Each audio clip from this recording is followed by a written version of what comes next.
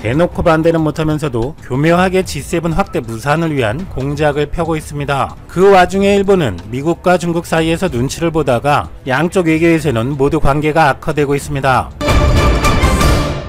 트럼프 대통령이 올해 G7 회의에 한국, 인도, 호주, 러시아 등을 초대하고 나아가서 낡은 현재의 G7을 항구적인 G11 또는 12로 재편하자는 움직임에 대해 일본은 역시나 드러내놓고 반대하지는 못하지만 부정적인 반응을 계속 보여왔습니다. 일본의 산케이 신문이 한국은 미국과 동맹관계에 있으면서 경제적으로는 중국에 크게 의존하는 양다리 외교를 해서 한국이 참여하면 다른 선진국들의 대중국 정책을 흐트릴 우려가 있다고 보도했었지요. 참고로 이런 논지는 일본뿐만 아니라 한국의 언론들도 한국이 중국과 미국의 틈에서 눈치를 봐야 하고 G7에 참가했다가 보복 조치를 맞을 수 있다고 달갑지 않은 초대라는 등의 기사도 쏟아졌었습니다. 또 요미우리 신문은 외무성의 한 간부를 인용해서 일본이 아시아 유일의 G7 참가국이라는 의미가 퇴색될 수 있다며 한국 참가가 달갑지 않다는 일본 수뇌부의 분위기를 전했고, 이런 분위기의 연장으로 볼 수 있는 것이 미국이나 트럼프의 정책 방향에 대해 항상 적극 호응을 해온 일본 정부 대변인격인 스가 요시히데 관방장관은 초청에 대해서 현 시점에서는 언급을 자제하겠다고 답했는데 사실상 반대에 가까운 시큰둥한 반응이었습니다. 그런데 중국 눈치를 보다가 서구에 압박받는 일본. 교도통신에 따르면 중국이 홍콩 보안법을 가결한 뒤 미국, 영국, 호주, 캐나다가 이를 강하게 비판하는 공동성명을 냈지만 일본은 참여하지 않았는데 참여 제안을 받은 일본이 중국과의 관계를 고려해 이를 거부했고 서방 국가들이 실망감을 표출했다는 것입니다. 신문은 올봄에 방문하기로 한 시진핑의 국빈 방위를 위해 중국을 자극하는 것을 방지하는 목적으로 보여지며, 이런 일본의 태도는 구미제국과의 균열이 생길 우려가 있다고 보도하고 있는데요. 그동안 한국과 중국 관계가 조금만 개선되어도 한국이 중국, 러시아 등의 레드팀에 가입했다 어쨌다 그러면서 일본판 색깔론을 펼치고 한국과 미국의 관계를 이간질했던 일본은 자기들은 중국, 러시아는 신경도 안 쓰고 외교도 안 하는 것처럼 굴더니 이제 일본이 레드팀에 들어갔다고 서구에 비판받고 있다고 보면 되나요? 그럼 여기서 아베가 시진핑 방문을 기대한다며 중국에 보낸 영상 메시지를 잠깐 보시죠. 朴槿惠大使、ご列席の皆様、大家好。皆さんこんばんは。安倍晋三です。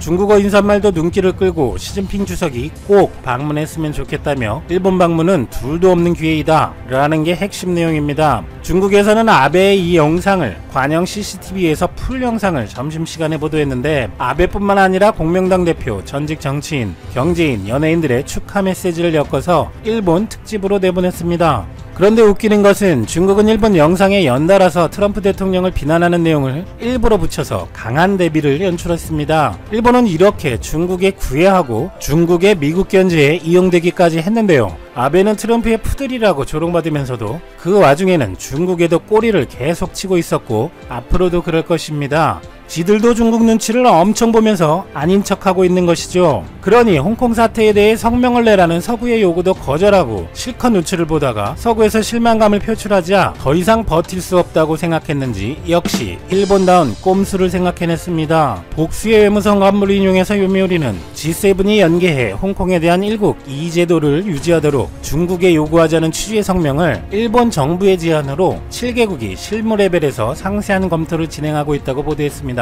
그동안은 미국과 영국이 다른 국가들과 함께 공동성명을 준비해왔지만 일본 정부는 G7의 틀이 중요하다는 생각이라고 전했고, 이에 대해 스가 요시히데 관방장관도 8일 G7과 긴밀하게 연계하는 게 중요하다고 재차 강조하며 적절한 메시지를 내도록 관계국들과 논의해 나가겠다고 밝힌 바 있습니다. 여기에서 일본의 노림수는 분명해 보입니다. 첫째, 현재의 G7 틀을 유지하자. G7에 한국, 호주, 인도, 러시아 등을 포함시키자는 구상이 아시아 유일의 G7 참가국이라는 존재감이 저하될 수 있다는 우려를 하던 일본은 혼자식보다는 중국 견제 성명을 같이 하자며 G7이라는 틀을 유지하자는 의도를 담는 것입니다. 두 번째는 G7 뒤에 숨기. 일본이 단독으로 중국을 비난하는 성명을 내기에는 겁이 나니 G7이라는 단체의 이름으로 발표를 하면서 일본이 직접적으로 중국을 비난한다는 모양새에서 숨어버리는 작전일 것입니다. 그러다가 중국에서 일본의 책임을 묻는다면 G7 차원에서 그런 것이라고 핑계를 대기도 좋겠죠. 일본이 반대해봤자 일본은 패싱. 한편 일본 측에 미국이 사전에 설명도 안 해주고 트럼프 대통령이 발표하자 일본 패싱이라는 말까지 나왔었죠. 그래도 일본에서는 한국 등의 초청은 일회성이라고 폄하했었습니다. 모테기 도시미스 일본 외무상은 아웃리치, 즉 초대국으로 초청하는 건 의미가 있지만 G7 틀을 어떻게 할 것인지는 완전히 별개라면서 정식 회원국 확대에는 부정적인 견해를 보였었던 것이죠. 하지만 일본에서 뭐라고 하든 그건 중요한 것은 아니죠. 트럼프와 문재인 대통령의 통화에서 한국이 G11 또는 G12라는 국제체제의 정식 멤버가 되는 것이라는 내용이 밝혀졌고, 여기서 나아가 트럼프 대통령은 이 통화를 대외적으로 언급하고 긍정적인 발표문을 내면 좋겠다라고까지 말해서 쐐기를 박아버렸습니다. 그래도 일본은 다른 아시아 국가의 G7 가입을 탐탁치 않게 생각하고 있고, 특히나 한국이 G7에 들어오는 것이 가장 싫을 텐데 반대할 명분은 또 별로 없습니다. 그러자 일본은 한국에 대한 반대를 위해 러시아를 이용합니다. 러시아에 대해서는 영국과 프랑스도 반대를 하지만 일본도 러시아에 대해 국제법을 준수하지 않는 나라라며 국제법을 준수하지 않는 나라들을 넣어서는 안 된다고 얘기하고 있는데, 일본이 강제징용 배상 문제, 수출 규제 조치 등에 대해 한국이 국제법을 준수하지 않는 나라라고 주장해온 것에 맥이 닿습니다. 이렇게 일본은 G7 공동 발표도 러시아 참여에 대한 반대도 자신들의 정책 기조와 이익에 의한 결정이라기보다는 한국을 의식하고 한국에 작은 타격이라도 줄 수 있는 방향으로 하는 것으로 보이고, 그 때문에 자신들이 더 피해를 봐도 감수하는 것 아닌가 하는 느낌입니다. 그렇게 국제법 외치던 일본, WTO 제선은 왜 피할까? 그런데 수출 규제 같은 경우 일본의 주장이 말도 되지 않지만 한국은 일본이 주장하는 전략물자 관리에 대한 트집들을 그 당시에도 문제는 없었지만 하나하나 일본의 꼬투리에 다 조치를 취했습니다. 법도 개정하고 인원도 늘리고, 그래도 일본은 제대로 된 대화에 응하지도 않고 모르쇠로 일관하고 있으니 한국은 다시 WTO에 제소를 한 것인데, 일본의 반응은 어떻습니까? 모테기 외무상은 그런 것을 왜 하는지 모르겠다고 했는데, 어차피 지금 WTO 상급 위원이 없어서 제소를 해도 결과가 안 나오니 의미가 없다는 말이었습니다. 그렇게 어거지로 국제법 운운하더니 WTO 제소로 국가 간의 법규와 근거를 가지고 국제기구의 판단을 맡기자고 하는 것에는 또 의미가 없다고 부정하는 전형적인 일본식 이중성을 보이고 있습니다. 정작 중국은 일본의 무관심, 일본은 이렇게 미국과 서구에게 중국 때문에 관계 균열이 되는 것 아니냐는 우려까지 나온 상황인데, 정작 중국의 관심도 못 받고 있는 것 같습니다. 시진핑은 미국과 서방의 압력이 강해진 최근에도 3일 메르켈 독일 총리, 5일 마크롱 프랑스 대통령과 전화해교를 하며 유대 강화를 하고 있는 것으로 알려졌습니다. 시진핑은 올 2월과 5월에 한국의 문 대통령과도 통화를 하고 한국 방문 의지를 표명하기도 했었는데, 일본의 아베와는 올해 한 번도 전화나 교류가 없었다는 것입니다. 물론 전화통화만으로 판단할 수는 없겠지만 일본은 C19 사태 이후 어느 정도는 중국을 비판하는 등 중국의 반발을 사기도 했었던 와중에 성명에서는 빠지는 등 눈치를 보고 있지만, 정작 미국, 중국 양쪽에서 모두 소원한 분위기인 것은 한국이 아니라 일본이 아닐까 생각되기도 합니다. 한국 G7에 대한 중국 반응, 일본 언론과 일부 한국 언론이 그렇게 노래를 부르던 G7 참여 시 한국은 중국의 보복을 받을 수 있다는 논리는 쏙 들어갔는데, 중국의 반응은 관영 언론 한국시보의 영문판인 글로벌타임스에서 G7 초청에 한국이 응하는 것은 한국의 국익을 위해서 당연한 선택이다, 그렇지만 한국, 호주 등이 그렇게 영향력 있는 국가는 아니다라는 논평이 전부로 한국을 무시한다기보다는 기존 G7에 미국이 여러 나라들을 붙여도 대국인 우리 중국은 까딱없다, 이런 의미인 것이고, 한국에 서운하다, 보복하고 싶다, 이런 뉘앙스는 전혀 아닙니다. 그런데 5일 홍콩 사우스차이나 모닝포스트에서 한국이 G7 초청을 받아들이면 제2 사드 사태 맞을 수도 있다는 의견들이 있다는 보도도 있었습니다만, 어디 국제문제연구소의 중국인 소장, 미국 싱크탱크 연구소의 한국인 실장 등의 발언으로 중국 정부나 관영 언론 같은 것도 아니고 일본이나 한국 언론들처럼 그냥 해볼 수 있는 말 수준입니다. 지난 2일 트럼프와 문 대통령 통화 후에 청와대에서 중국이 반발할 수 있다는 우려에 대한 질문에 반발하지 않을 것이라 본다 라고 말한 부분이 당연히 더 신뢰감이 가는 상황입니다. 해외 언론들은 관전하는 입장에서 이런저런 얘기를 하는 것이고, 정부에서는 미국뿐만 아니라 중국과도 당연히 외교 라인을 통해 소통을 하고 있을 텐데 반발하지 않을 것이라고 본다라고 어느 정도 확실한 발언을 한 것을 보면 언론들의 추측보다 상호 교감이나 근거가 있는 것으로 봐야 할 것 같습니다. 사실 G7에서 아직 어떠한 내용도 없는데 중국이 한국에 대해 이렇다 저렇다 할 문제도 아닌 것이지요. 한편 홍콩 문제에 대한 한국의 발언에 고맙다는 미국, 홍콩 사태에 대해서 한국 정부는 일국 양제 아래서 홍콩의 발전이 지속되는 것이 중요하다고 원론적인 발언만 했는데, 미국의 마크 네퍼 동아시아 태평양 부 차관보는 한국이 전례 없는 입장을 낸 것이고 한국에 감사한다고 말했습니다. 미국으로서는 중국을 글로벌 공급망에서 배제시키고 미국이 주도하는 경제번영 네트워크에 참여를 한국에 요구한 상황에서 한국의 작은 발언도 미국 입장을 지지하는 것이라고 만들고 싶은 모양새입니다. 이렇게 쭉 살펴보면 한국의 G7 참여에 대해서 한국이 틈새에 끼어 힘들 것이다 라는 예상과 같은 어려운 상황이나 조짐은 현재까지는 없어 보이고, 오히려 일본이 중국 때문에 곤혹스러운 상황으로 보입니다. 앞으로 한국은 더 큰 결정을 하게 될지도 모르지만 예전처럼 미리부터 누구에게 보복을 받는다, 눈치를 본다, 이런 관점으로만 먼저 보지 않아도 대응을 해나갈 수 있을 정도의 체력은 되었다고 봐도 되지 않을까요? 한국은 현명하고 신중하면서도 당당하게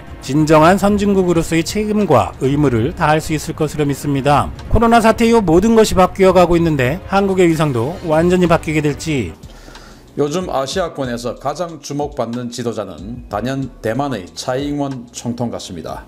차이 총통이 중국의 무력 침공을 상정해 실시되는 대만 방어훈련인 한광훈련에 단독 군장을 착용하고 참가해 던진 메시지가 주목을 받고 있습니다. 지난 16일 대만 중부 타이중 자난 해안에서 실시된 대만군의 합동 상륙 저지 훈련 현장에 차이잉원 총통이 현지 지도차 방문했으며 전투복과 방탄 헬멧, 방탄복 등 단독 군장 차림으로 현장을 둘러봤다고 대만 EBC 방송이 16일 보도했습니다. 대만 언론들은 취임 이후에 강력한 방위태세를 거듭 약속한 차이 총통이 올해는 군복과 헬멧, 방탄복을 착용하고 장병들 앞에 섰다면서 국가 지도자의 강력한 안보 의지를 행동으로 보여준 것이라고 평가했습니다. 차이 총통은 장병들에게 이곳에 있는 모든 중화민국 국군 장병 여러분이 국방력의 핵심이라며 국가안보란 절대 비굴하게 무릎을 굽혀서 얻어지는 것이 아니다. 가장 견고하고 강력한 국방력에 의해서만 달성될 수 있는 것이다 라고 말했습니다. 차이 총통이 현지 지도한 이번 훈련은 중국의 상륙함대가 대만 해안선으로 밀려오는 상황을 가정하고 실탄을 동원한 대규모 화력 투사로 적 상륙함대를 경멸하는 훈련으로 매년 실시되는 한광훈련의 절정입니다.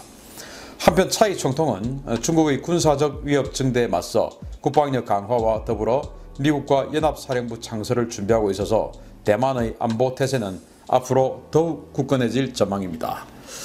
자, 참 이 여성인데 뭐 당연히 군대 안 갔겠죠. 그런데 이렇게 헬멧 쓰고 또 방탄조끼 입고 전투복 아래 위로 다 착용하고 이렇게 연설하는 모습 정말 참 존경스럽습니다.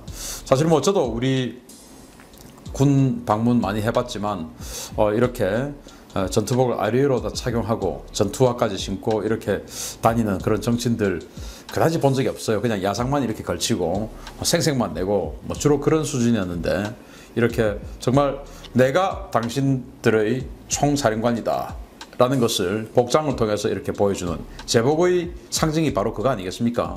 그러면서 지금 이 대만은 정말 이 안보의 핵심이라고 할 수 있는 미국과의 군사동맹의 초입에 들어서고 있는 상황인데 바로 이 차이잉원 총통이 이루어낸 성과죠.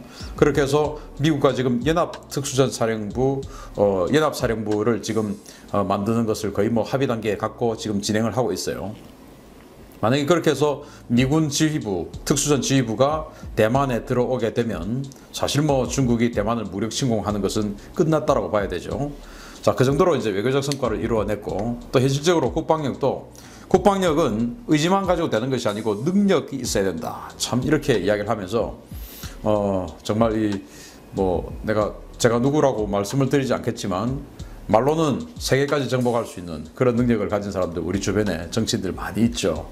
그러나 실제 정말 이 국방력은 능력으로 가지고 있어야 됩니다. 의지만으로는 다 되는 게 아니에요. 의지는 그 능력 다음의 일이에요. 그렇게 해서 능력을 더 강화시키는 것이 의지지 의지만 가지고 있다고 이 21세기에 능력까지 생기는 건 아닙니다. 그래서 이 국방력을 강화시키는 이 차이잉원 총통 정말 부럽고 이 훈련에서 대만은 패트리어트 미사일 쏴서 중국의 전투기까지 격추시키고 그리고 지대 함 미사일 쏴서 중국의 군함 격침시키고 이런 훈련도 하고요. 그러면서 차이 총통이 참 잘한다라고 생각이 되는 것이 이제 이렇게 방문하는 며칠 전에 워낙 훈련 강도가 높다 보니까 대만 해병대 대원 2명이 이 보트 전복 사고로 2명이 사망했어요. 그 사망 현장도 직접 가서 챙기고 또 이날도 사실 OH-58 카이와 워리어 헬기가 추락했어요. 방문한 날 어제죠.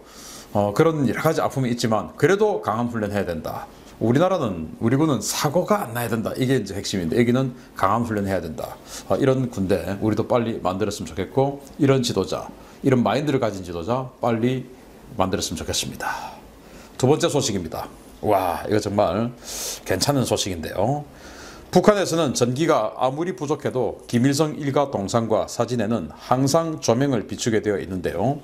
김일성 사망일 전야에 원산시 한복판의 대형 김일성 동상 조명이 꺼져 북한 당국에 비상이 걸렸습니다. 김일성 사망일인 7월 8일 전야에 강원도 원산시 내 한복판의 김일성 동상의 조명이 무려 5시간이나 꺼지는 사고가 발생해 북한이 수사기관을 총동원해 수사에 나섰다고 데일리 NK가 7월 16일 보도했습니다. 강원도 원산의 한 소식통은 당시 보초를 서고 있던 근무자들에 의하면 자정에 갑자기 조명 전체가 꺼졌는데 설마 누가 감히 동상 전기를 끊겠냐, 단순 정전이겠지 라는 생각에 30분 정도를 기다렸다라고 전했습니다. 그러나 30분이 넘어도 불이 들어오지 않자 보초들은 즉각 동상관리소와 보위부에 관련 사실을 보고했고 보위부는 즉각 새벽 2시에 관련자들을 끌어모아 사고 원인 규명에 나섰지만 결국 원인을 찾지 못했던 것으로 알려졌습니다. 당초 북한 당국은 김일성 사망일 한 달 전부터 불순분자들의 동상 공격에 대비해 동상에 보초를 세우고 경계태세를 크게 강화한 바 있었는데요. 현지에서는 동상으로 이어지는 종합전기선을 누군가 잘랐다 라면서 반체제 세력에 의한 의도적인 정전 사태였다는 소문이 파다하게 돌고 있습니다. 현재 북한은 보위부 조사원들을 파견해 이번 사건의 전말에 대해 대대적인 조사에 나선 것으로 알려졌는데요. 북한에서 사실상 신으로 떠받들어지던 김일성 동상도 공격의 대상이 될 만큼 김씨 일가의 통치 리더십이 약화됐다는 분석이 제기되고 있습니다. 자, 7월 8일이 김일성 사망일이죠. 그래서 7월 8일 즈음에서 이 김일성 동상에 대한 공격이 있을 가능성이 있기 때문에 여기에 이제 보초들을 다 세워놓은 겁니다. 그런데 7월 7일 밤, 그러니까 밤 12시, 즉 7월 8일이 시작된 딱 그 시점에 원산에 있는 김일성 동상, 원산 중심간에 아주 큰 거 있지 않겠습니까? 뭐 보진 않았지만 원산 북한으로 치면 대도시니까 아주 큰 거 있겠죠. 거기에 조명이 꺼져버린 거예요. 다른 건 몰라도 김일성, 김정일의 이 초상 그리고 동상 이런 것들은 항상 조명이 비춰지게 돼 있고 실내라면 항상 조명, 실외라면 이제 이 서치라이트를 탁 비춰서 항상 밝게 이렇게 해놔야 되는 것이 북한 법이에요. 그런데 하필 7월 8일 김일성 사망일 그날 시작되는 밤 12시에 딱 00시가 들어갔는데 불이 확 꺼져버린 거예요. 보초까지 있는데 그게 무려 5시간이나 지속됐으니까 그날 밤 그냥 다 꺼져버린 것이죠. 자, 그래서 이 원산이 또 어떤 데입니까? 김정은이 태어난 김정은의 고향입니다. 그래서 김정은은 이 원산에 각별해서 지금 원산에 뭐 많은 투자를 했고 갈마지고 이렇게 해서 거기다 리조트 단지 짓고 앞으로 원산은 세계적인 관광지가 될 거야 라고 이렇게 홍보하고 있는 그곳이 원산 아니겠습니까? 그럼에도 불구하고 이 김정은의 고향 원산에서 이런 사태가 발생했다. 그 정도로 전국적으로 김정일, 김일성, 김정은 이어지는 이 김씨 일가에 대한 여론이 너무너무 악화되고 있는 현상 아니냐라는 것인데 이 김일성 동상에 대한 이 공격 행위 이런 것들을 우려해서 뭐 준비를 하고 있었지만 뭐 페인트를 칠해 버린다든지 뭐 이런 거 우리가 상상을 했었죠. 그런데 이렇게 조명이 꺼지는 방법으로 뭔가 상징적으로 이렇게 김일성 동상에 대한 공격이 있을 것이라고 누가 알았겠습니까? 아마 여기로 들어가는 전기선 누가 잘랐겠죠. 그러니까 새벽 2시에 소집을 했는데도 새벽 5시까지도 해결을 못했죠. 어디 전기 끊어진지 모르니까. 정말 이 북한 백두혈통이라고 자랑하는, 그렇지만 백두산에서는 아무도 태어나지 않은 이 김일성 일가들 종말이 눈에 보이는 것 같아서 아주 기분 좋은 주말입니다. 세 번째 소식입니다. 미군 고위급 관료를 실어 나르는 VIP 수송기가 한반도 상공에 등장했습니다. 최근 미군 수송기 전력이 대규모로 움직이고 있는 기지들을 하나씩 둘러보고 있어서 전투 준비 검열을 실시하는 것이 아닌지 의심됩니다. 오늘 아침 미 공군의 VIP 수송기 한 대가 일본 요코타 공군기지를 발진해 오산을 거쳐 괌으로 이동한 항적이 확인되었습니다.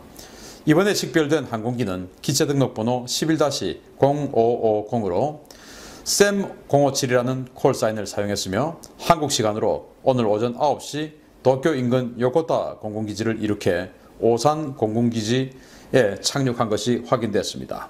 이 수송기는 16일 메릴랜드주 앤드류 공군기지를 출발해서 요코타로 들어왔는데요. 제89 항공수송비행단 예하에 제99 비행대 소속 기체로 확인되었습니다. 이 비행대의 C-37B는 미 행정부의 차관보급 이상 고위 관료, 그리고 미군 전투사령부급의 사령관, 의회 의원의 해외 이동 시의 전용기로 사용되는데요. 이 기체가 메릴랜드에서 요코타와 오산을 경유했다는 것은 이 기지들의 미군 고위 관료나 정치인이 방문했다는 것을 의미합니다. 요코타나 오산은 최근 대규모 수송기의 훈련과 공수부대, 특수부대의 이동 정황이 확인되고 있는 대북 군사작전의 발진 거점인데요. 대규모 수송기들이 오산을 방문한 지 하루 만에 이루어진 이 고위급 인사의 방한 목적이 무엇인지 관심이 모아지고 있습니다. 걸프스트림